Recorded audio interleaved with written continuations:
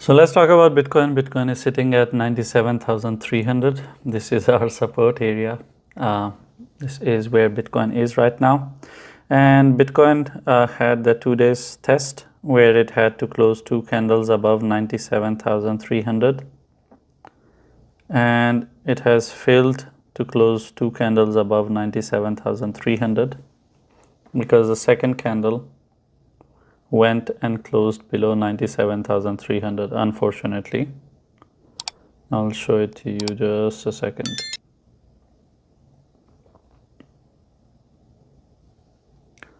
So we have one candle, the green one, of course it closed here. Then we have the second red candle, it closed here. It went and it closed below its 97,300. Even the body of the candle is very close to it. It's a little bit up, but I'll ignore that part because the candle has fully closed the way this one had closed. It's the same way. And this is on a daily, and this is something that we wanted to have as a test. Now, as it is again living above 97,300, it puts Bitcoin back to the retest of 2 days.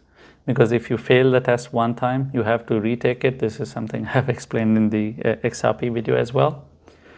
We cannot say that, okay, now it's up, now we would expect it to go towards 102,500.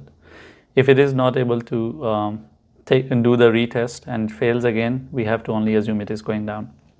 Since it was not able to stay above 97,300 for even 2 days, I cannot assume that it is heading towards 102,500. I have to assume it is heading down. And this is critical in a sense that when we say heading down, we are talking about 85,000. Of course, it has many levels to touch. First, of course, we are going to talk about 90K. After it loses 90K, 85K will become really easy.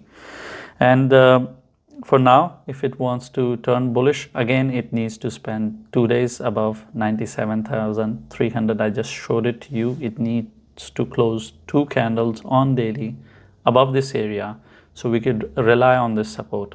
The reliability of this support is very questionable because it led to a bit of ambiguity. The candle body has closed above it, which is a good sign, but the overall candle has still closed below it, and that makes things difficult. It leaves it to a judgment call as how do you feel, because it would have been, in XRP's case, it was nice enough. The body of the candle and the overall closing of the candle, both of them were below the target.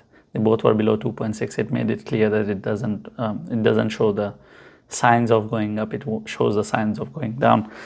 Bitcoin has left a bit of ambiguity, which makes it difficult, and this is how the things are. It hasn't it closed below it, confirming that it is bearish, but the body of the candle missed out by a little. When I say a little, I'll tell you that by how much. 97,700. So the candle body missed out by $400. If it hadn't missed out by $400, we would have seen that the body is also touching the line or below the line. We would have had full of confidence approach with it. Anyway, from here you can make your own judgment call.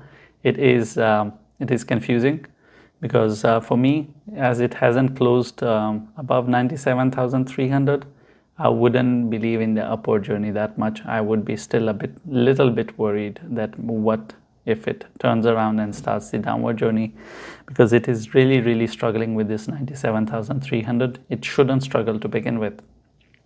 If we are rallying, it shouldn't struggle at all.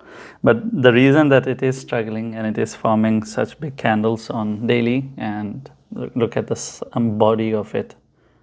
If you look at other candles, the bodies are not this big.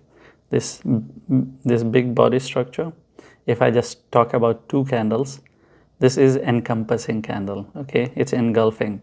It is basically eating everything that was green. It has turned that into a full red. That shows that all the green momentum is dead. That is in isolation what the candles are representing. Anyway, so for me, I would be again waiting 2 days for it to live above 97,300. Only after that I would assume that okay, the upward journey has started, and sadly that will put us at end of Thursday. Then we will be back to Friday, and weekend is always horrible, so you can understand where I'm going with it. Thank you for watching the video. If you have any questions or I have touched on a topic and you expect me to explain a bit more, I'll try my best to explain that to you in the comments. Leave a comment, and I'm not going to tell you to like and subscribe, because if you're not interacting with the video, or if you're not subscribed, you're not going to see all the 10 videos that I make every day. You're going to miss out on it, and I think you are educated enough to understand what to subscribe and what not to, because if you want to miss out on it, then why not? It's for your own good, and you should know better what is good for you.